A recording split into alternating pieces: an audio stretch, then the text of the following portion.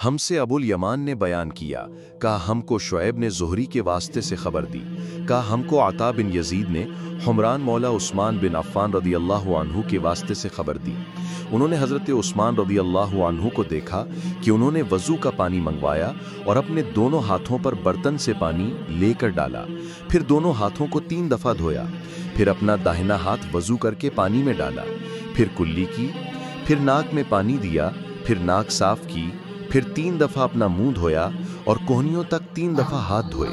پھر اپنے سر کا مسح کیا، پھر ہر ایک پاؤں 3 دفعہ دھویا، پھر فرمایا میں نے رسول اللہ صلی اللہ علیہ وسلم کو دیکھا کہ آپ میرے اس وضو جیسا وضو فرمایا کرتے تھے،